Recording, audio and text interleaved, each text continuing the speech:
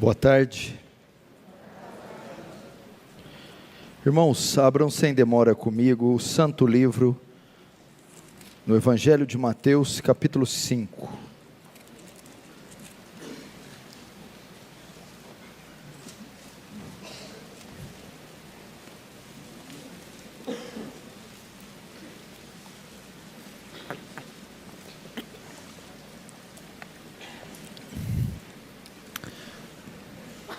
Mateus capítulo 5. Quero dizer para vocês, mais uma vez, que é uma honra e um privilégio estar aqui com vocês. Agradecer e louvar a Deus por estarmos aqui em pleno domingo, cidade de São Paulo, às 4 da tarde, realizando um culto. Isso é maravilhoso, nós termos essas opções de culto, opções para louvar, adorar a Deus e aprender a sua santa palavra. Estarei ministrando essa palavra no término do culto. Vai ter uma classe de escola dominical, que eu vou estar dando aula aqui, então após esse culto também, uma aula na escola dominical. Após isso eu estarei aqui embaixo, eu trouxe uns livros, como eu sempre faço, e vou estar ali, se alguém quiser comprar, quiser que eu assine, e o conteúdo deste livro é o que eu vou pregar agora. O tema da minha mensagem é o mesmo tema deste livro que eu escrevi, o perfil do verdadeiro cristão. Mateus 5, verso 1 diz assim: vendo Jesus as multidões, subiu ao monte, como se assentasse, aproximaram-se os seus discípulos, e ele passou a ensiná-los, dizendo: bem-aventurados os humildes de espírito, porque deles é o reino dos céus.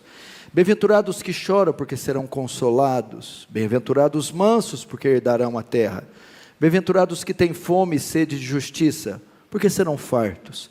Bem-aventurados os misericordiosos, porque alcançarão misericórdia. Bem-aventurados os limpos de coração, porque verão a Deus. Bem-aventurados os pacificadores, porque serão chamados filhos de Deus. Bem-aventurados os perseguidos por causa da justiça, porque deles é o reino dos céus. Bem-aventurados sois quando por minha causa vos injuriarem, vos perseguirem, mentindo, disserem todo mal contra vós. Regozijai-vos e exultai, porque é grande o vosso galardão nos céus, pois assim perseguiram os profetas que vieram antes de vós. Deixa aberto aí, não feche, feche apenas os olhos.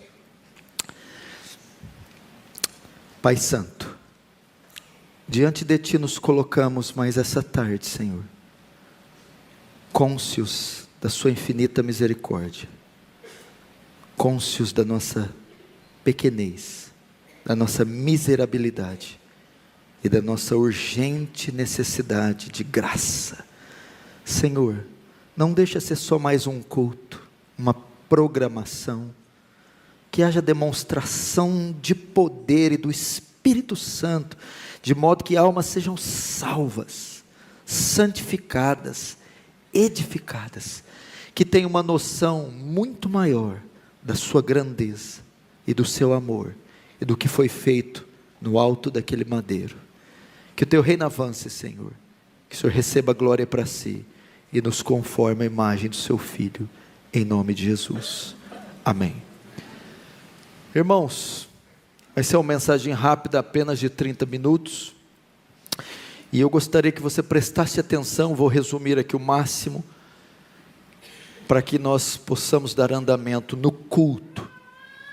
As bem-aventuranças, talvez você leu porque é um dos textos mais conhecidos de toda a Escritura, as beatitudes, as bem-aventuranças, mas talvez muitos de vocês não saibam o que significa estas bem-aventuranças. Bom, Jesus está aqui, sobe em um monte, ele vai pronunciar aquele que vai ser o seu maior discurso, a sua maior pregação, o Sermão do Monte. O Sermão do Monte é a constituição do reino, o programa de governo do reino. O reino de Deus havia chegado, junto com o reino, o rei, Jesus. E agora vem a lei do reino, a constituição do reino. E eu vou falar mais sobre isso na escola dominical daqui a pouco. E ele inicia o Sermão do Monte com as bem-aventuranças. O que são as bem-aventuranças?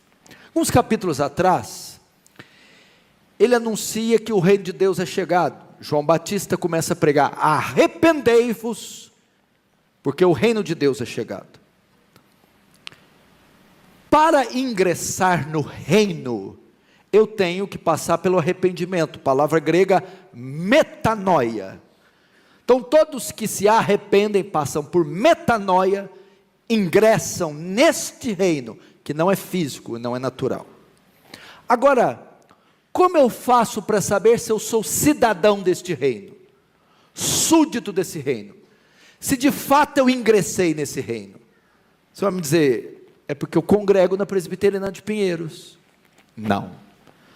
Eu sou cidadão do reino porque eu desci as águas, ou porque eu fiz a minha profissão de fé. Não. É porque eu tenho dons, falo até em línguas estranhas, mas muito estranha, você precisa ver. Não.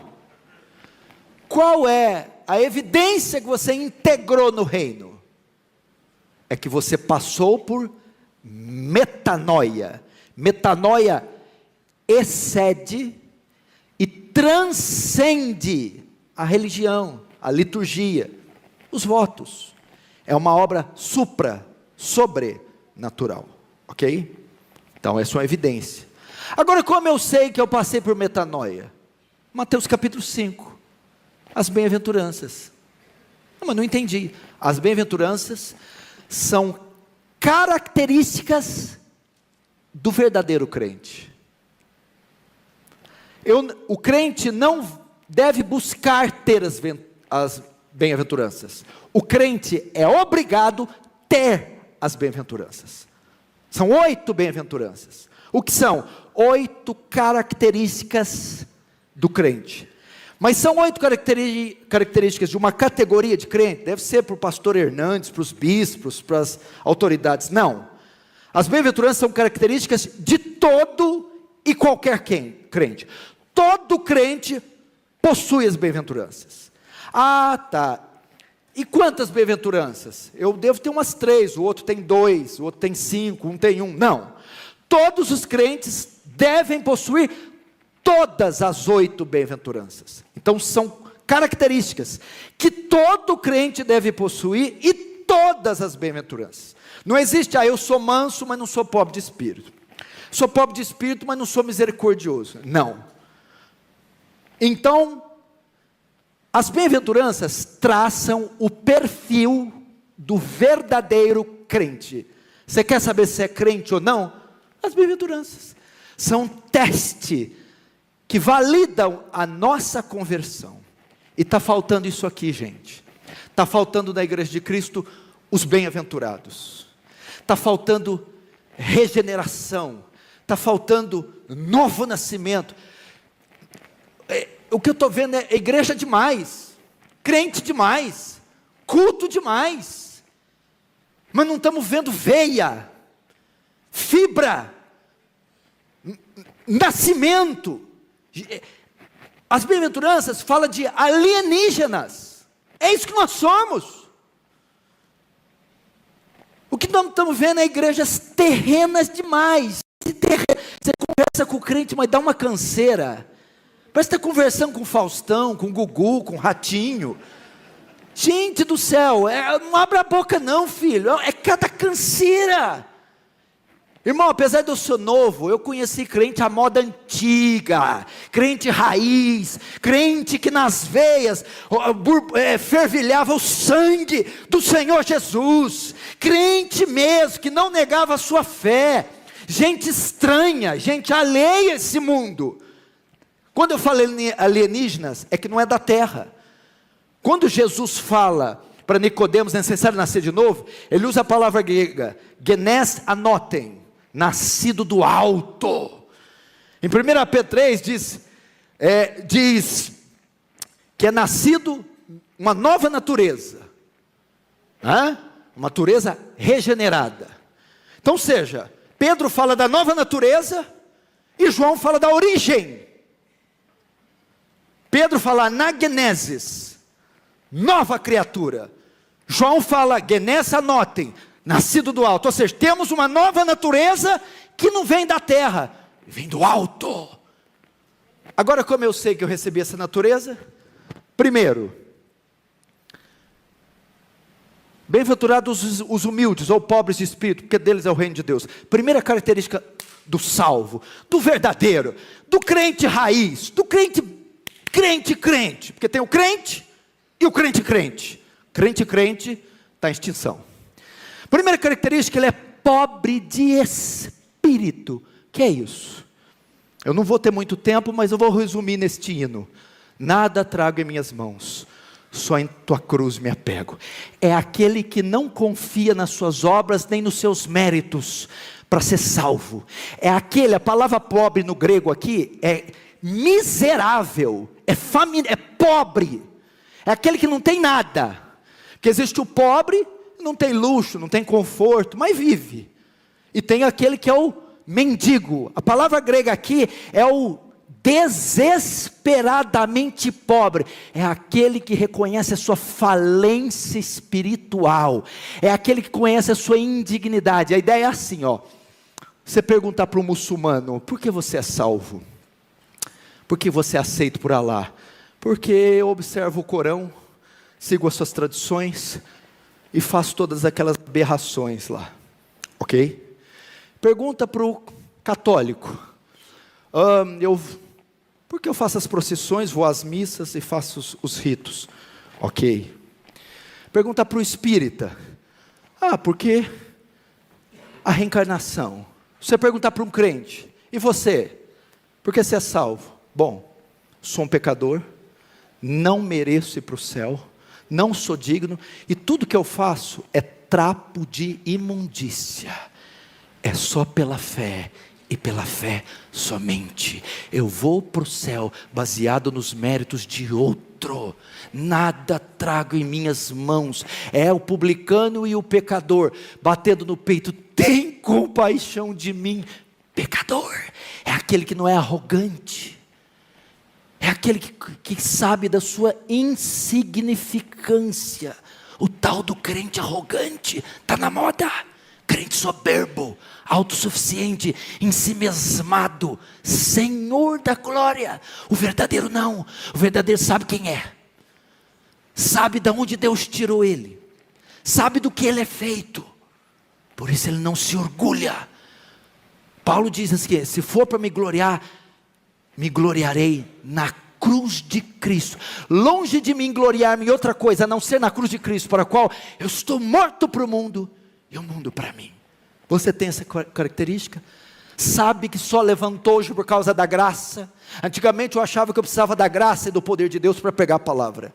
Hoje não, eu preciso da graça de Deus para amarrar um sapato. Você sabe que está vivo hoje só por causa da graça, que tem os dons que tem por causa da graça, que tem o corpo, a inteligência, o que tem pela graça, e que só Deus só te aceita pela graça. Esse é o pobre de espírito. Nada traz em suas mãos. É humilde. Por isso trata as pessoas com humildade. Vem num culto, ele não consegue ficar desperto, olhando no relógio, beliscando os outros, no celular, não. Ele tem tanta consciência de quem ele era e do que Deus fez, que ele vem a um culto, por menor que seja, e ele não consegue, ele se constrange. Ainda mais quando canta esses hinos. Ao contemplar a gloriosa cruz, onde feriram o rei dos judeus, começa a derramar as lágrimas, porque ele sabe que aquelas feridas foram por nossa causa. Primeira característica. Segunda, bem-aventurados os que choram, porque serão consolados. Segunda característica, ele chora. Você fala: então eu sou pastor, eu sou crente, eu não posso ver uma cena de novela que eu choro. É um chororô lá em casa, é tudo crente. Não, querido, eu não estou falando de ser pamonha. Esse chora aqui, primeiro, chora pelo quê? Não é pela novela não, meu bem. Aqui a segunda característica do crente, ele é quebrantado. Agora ele chora por quê? Por duas coisas: pelo pecado dividido em duas áreas. Primeiro, ele chora pelo seu pecado. É isso que quer dizer, quebrantado, quando ele se depara com o seu estado miserável, quando ele falha. A segunda característica é que o crente é sensível ao seu pecado. Gente, nós estamos perdendo isso. Qual a última vez que você chorou pelo seu pecado? Ah, pastor, mas sabe como é que é? Irmãos, o pastor Hernandes usa um termo muito interessante. A pior coisa que tem para o crente é ele se acostumar com o sagrado. Se acostuma. O crente é sensível ao seu pecado. Ele chora quando ele tropeça, quando ele entristece a Deus, ofende a Deus. É uma marca dele. 1 João confirma isso, que diz que se dissermos que não temos pecado, enganamos a nós mesmos. Mas se confessarmos os nossos pecados, ou seja, o crente confessa, assume, é sensível ao seu pecado, e ele chora, se entristece, consterna pelos seus tropeços. Você não pode achar que o que você fez é falha moral, equívoco. Não, irmãos, estamos ofendendo. Gênesis 6 diz, pesou o coração de Deus. Efésios 4 diz, não entristeçai. Deus fica triste, Deus se sente ofendido. Deus pode ser, meu irmão, pode ser insultado. E o crente, quando percebe que faz isso, chora, se quebranta, se entristece. Segundo, ele chora pelo seu pecado e chora pelo pecado ao seu redor. Tráfico de crianças para prostituição, ele chora. Aprovação do aborto, ele chora. Da pedofilia, ele chora. Ele é sensível às atrocidades. Agora esses crentes sentam na frente do jornal e vão vendo aquelas terror, e vão dar risada, ah lá, pedofilia, que é isso? Ah lá, caiu uma bomba matando não sei o que, que isso? Quando ele vê essas leis espúrias, quando ele vê essa sujeira do Senado, do Congresso, quando vê as atrocidades que são feitas com inocentes, ele chora. Eu conheço gente, a gente está perdendo esse tipo de crente, que vê o tipo de notícia desse, crianças são abusadas no orfanato, ou tráfico de adolescentes para prostituição, desligam o noticiário, entram no quarto, Senhor, eu não conheço aquelas jovenzinhas de 12 anos, que estão sendo vendidas na Índia, para exploração sexual, mas eu oro por elas, tem misericórdia, poupa essas meninas, livra elas, salva elas. Só vê o noticiário desligar, para ir orar por pessoas que ele nunca viu, que ele não sabe quem é. Temos que resgatar isso. E esse é o perfil. Jesus não viu as multidões, o que ele fez? Se compadeceu delas, porque eram ovelhas, sem pastor. Tudo que Jesus fazia, ele curava, fazia tudo, não era? O que a Bíblia fala que ele sentia antes? E movido de íntima compaixão, curou, multiplicou, sarou, ressuscitou, quebrantado. Nossos olhos estão muito secos, tem gente morrendo aos montões no mundo, gente. Olha o que aconteceu lá em Moçambique, olha o que aconteceu lá, 7 dias, 5 dias depois, a praia trazendo os corpos, meu Deus do céu, que atrocidade, vidas sendo esmagadas como insetos. E nós não podemos estar dando gargalhada, ao menos temos que ir no quarto, Senhor, tem misericórdia dessas pessoas. Eu estou indo ao Paquistão agora, em novembro. O pastor de lá me mandou as fotos, eu vi tudo, e eu sei que eu corro risco de vida, mas a Bíblia diz, como invocarão, se não ouvirem? Como invocarão em quem não crê? E como crerão se não ouvirem? E como ouvirão se não pregarem? E como pregarão se não forem enviados? Amém. Tenho que ir. Terceira, bem-aventurados os mansos, porque herdarão a terra. Então, primeiro, o crente é pobre de espírito, reconhece a sua falência, é humilde. Segundo, ele é quebrantado. Terceiro, ele é manso. Manso aqui, importante você saber, as bem-aventuranças não são qualidades naturais. O extrovertido, o manso, que é bonzinho, sossegado. Não é isso. São qualidades espirituais. Não tem nada a ver com temperamento, nem personalidade. O manso, muita gente pensa, é o tranquilo, sossegado. Não, não é isso. O manso está ligado ao Salmo 37. O que é o manso? O manso é aquele que não entra em disputa, que não faz barraco. Esse é o manso. Não tem a ver com ser introvertido. O manso é assim, vou dar um exemplo. Lembra de Ló e Abraão, seu sobrinho Ló, quando foram disputar os pastores as terras? Eu quero esse lado. Abraão disse: está vendo a esquerda? Se você quiser, pega ela, essa parte da terra. Mas se você não quiser essa, pega a direita. Não faz diferença para mim. O manso Abraão não entrou em disputa. Não vamos brigar por causa disso não. Fica com a parte que você quiser.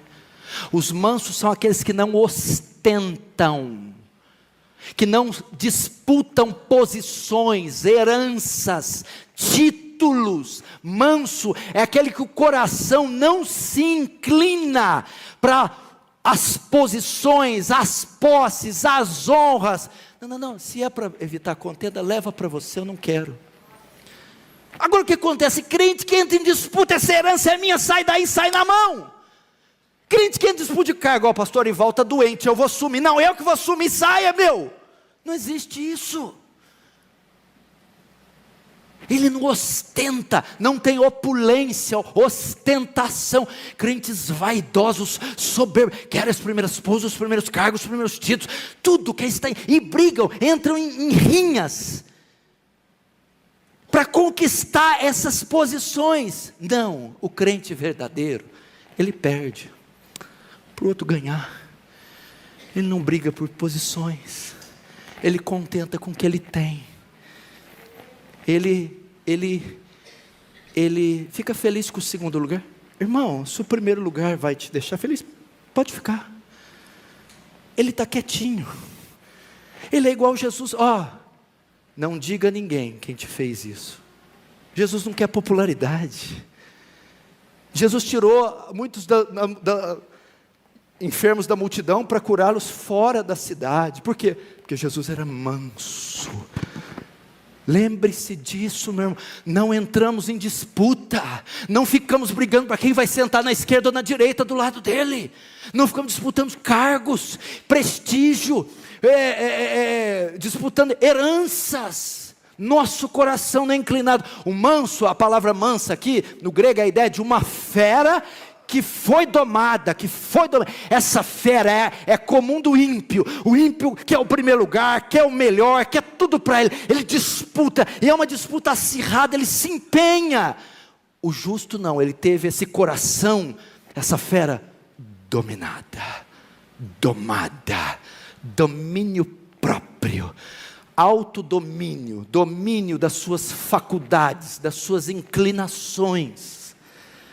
Você é assim, quebra o pau com a esposa, meu amor é assim, não é, por pura vaidade não é, e briga com ela, até impor a sua opinião. Por quê? Porque não aceita ficar por baixo. O manso, você tem razão, meu amor, eu me equivoquei. Dentro da igreja, imagina se o pastor tem uma igreja inteira só de manso, que delícia. Pastor, isso aqui, querido, não é assim, você está errado, se arrepende. O manso, está certo, pastor, quem sou eu para reivindicar os meus direitos?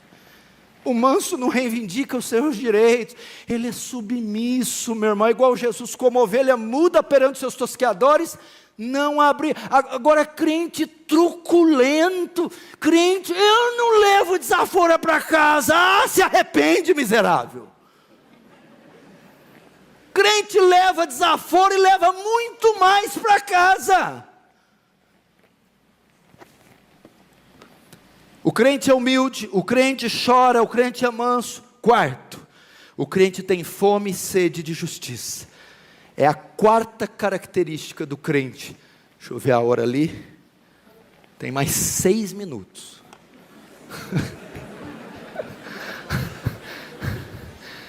Lloyd Jones não gostava nunca de fazer nada ao vivo, porque ele falou: e se o Espírito mover em mim? Como é que faz? Faz Espírito dar licença, que o horário de TV cortou. Venceu. Vamos lá, vamos chegar. Olha outra característica linda, pastor Erival. Bem-aventurados os que têm fome e sede de justiça. Palmeiras e Corinthians no Morumbi às 6. Às 6 um culto aqui na Pinheiros. O crente? Mas ele nem hesita. Ele nem titubia. Ele vai no culto. Fome e sede de justiça é, ele tem um interesse pelas coisas espirituais em detrimento às naturais. Ele é fominha, onde tem culto ele está, vigília está, escola dominical está, ele compra livro, ele compra a Bíblia, ele ouve o louvor no carro, ele vê pregação em carro. Fome de Deus, fome de Cristo, fome do Espírito. Agora Jesus, você fala, o crente está feliz, é tão alegre, aí você fala para ele, vamos no culto. Que é isso, gente? Ele está numa felicidade, e falando das coisas dele, e não sei o quê. Vamos fazer o culto doméstico? Ih, acabou a graça. Irmãos, uma das marcas, por exemplo, vamos dar um exemplo, vamos lá. Quem tem fome, está 2, 3, 4, 5 horas sem comer. Depois de 5 horas, vai procurar o quê? Vai fazer o quê? Procurar comida. Então, a pessoa que está com fome, fica perto de uma geladeira, fica perto de uma lanchonete, num restaurante, quer saciar a fome. O crente verdadeiro fica próximo de onde tem alimento para ele, fica próximo a um culto, a escola dominical, uma igreja, a um culto doméstico, livros, a biblioteca dele, o quarto de oração, porque ele quer se fartar de Deus. É isso, não é fome pelos títulos, fome pelo mundo, fome por essas coisas, não, ele tem fome de Deus. É bom demais. Aí vem um novo convertido na igreja da gente, todo entusiasmado. Não, menino, para com isso, vai passar. Não faça isso. Se ele estiver pegando fogo, bota mais fogo nele. Lá na nossa igreja, quando aparece um assim, eu dou a chave. Vai, filho, fica trancado aí, vai.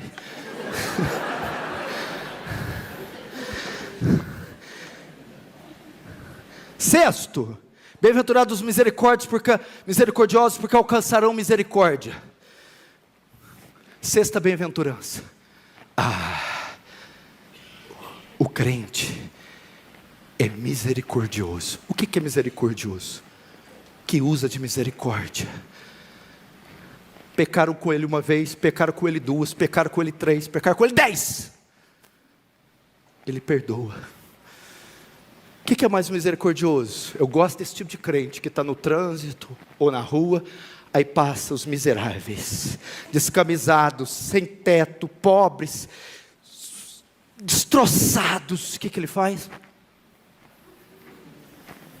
O misericordioso se compadece da desgraça alheia, da fome alheia, da miséria alheia. Ele não só se consterna, porque isso aí, muita gente tem, olha lá, fica quebrantado, mas não vai lá ajudar. Ele não só tem o sentimento pela desgraça alheia, quer seja espiritual, teológica, financeira, civil, social, política, ele se consterna, como ele se esforça para aliviar a dor do miserável, quer seja financeira, espiritual. O misericordioso para o carro, atende, vamos atender aquele fulano. O misericordioso está fechando a igreja, chega alguém, uma alma moribunda, calma, amor, eu vou chegar um pouco mais tarde. O que foi, meu filho? Vou te atender. Tem misericórdia. Jesus não parava diante das multidões, cheio de misericórdia. Gente, nós não podemos ser assim, cada um por si, Deus por todos. Não, a ideia é assim, cada um por si, Deus por ninguém. Essa que é a verdade. Vamos parar, vamos gastar tempo com gente. Nós estamos usando pessoas e amando coisas. Nós devíamos estar usando as coisas e amando pessoas. O misericordioso faz isso. Sétima, sexta. Bem-aventurados limpos de coração, porque verão a Deus. 2 minutos. Bem-aventurados limpos de coração, porque verão a Deus. O que é o limpo de coração? Muita gente pensa o puro, fala de santidade. O texto reporta para santidade, mas não é isso. A palavra limpo aqui, puro, do grego é da ideia de purificação do metal. Purificação do metal. Quando você pega um metal valioso, o ouro, por exemplo, e colhe da natureza, ele está cheio de metais, de impurezas. Você submete ao fogo, aquelas impurezas, sai o ouro, fica genuíno. Essa é a ideia. Bem-aventurado aquele que não tem metais, lealdades competindo no seu coração. Ídolos, metais, ídolos, competindo no coração. É aquele que tem um coração singelo, único e exclusivo para Deus. Esse é o puro, um coração singelo, sensível, sem ídolos, sem disputas, entregue totalmente a Deus, como o de João Batista, quando ele chegou: eu não sou o Cristo, aquele que vem após mim é maior do que eu, cujo eu não sou digno de desatar as sandálias. Convém que ele cresça e que eu diminua. Olha o puro, esse é o puro. Agora o sétimo, bem-aventurados os pacificadores, porque são chamados filhos de Deus. O que é o pacificador? Promotor da paz? Aponta para essa ideia. Onde tem uma contenda, ele chega, a contenda cessa. O crente de hoje, onde não tem contenda, ele chega, a contenda começa. Eu falo assim em tom de brincadeira, mas com um pesar, porque eu sei do crente barraqueiro. Irmão, se não der certo na palavra, vão te dar uma tunda, irmão. Eles não conhecem esse termo aqui, tunda? Surra, irmão. Não, a ideia do pacificador é assim, ó. Justificado, pois pela fé temos paz para com Deus. Ele se reconciliou com Deus, mediante a cruz de Cristo, paz. E agora, pacificador, ele pega outros que estão em inimizade contra Deus e os reconcilia. Esse é o pacificador, que pega os pecadores que são inimigos, estão em briga com Deus, e mediante a pregação do Evangelho, os reconcilia. Último, bem-aventurados os perseguidos por causa da justiça, porque deles é o reino de Deus. A oitava é consequência de se ter as outras 7. Por ser humilde, manso, quebrantado, puro, misericordioso, pacificador, o mundo recebe isso com hostilidade. Então eu sou perseguido por possuir as outras 7. Não é perseguido porque pagou o carnê atrasado, porque está devendo, não. É perseguido por ser santo, puro, justo. O mundo recebe isso com hostilidade e persegue. Então vai a oitava. Gente, o que está acontecendo com a perseguição? Ninguém persegue nós mais, ninguém odeia a gente mais. O mundo está uma delícia. É stand-up comedy, gospel, é pastores em programas de TV, talk show. O mundo e a igreja está um casamento, está um romance que é uma coisa de doido. Nós nunca seremos amigos desse mundo. Se perseguirão a mim, perseguirão a vós. De todos sereis odiados por causa do meu nome. Crente que é crente é perseguido, caluniado, zombado e rejeitado, porque se parece com o seu Senhor. Essas são as características do verdadeiro crente. Se você não as tem, você vai orar: Senhor, será que de fato eu sou salvo? Eu acabei de ver o teste. Se você as tem, Senhor, aperfeiçoa, desenvolva-as em mim. Amém? Feche os olhos, curva a cabeça. Senhor, graças te damos, Senhor, por essa palavra. Queremos passar por metanoia, ingressar no reino e sermos puros, pobres de espírito, mansos, misericordiosos, quebrantados, pacificadores e, por que não, perseguidos pela sua justiça. Dá-nos um coração desse, em nome de Jesus. Amém. Amém. Amém. Amém.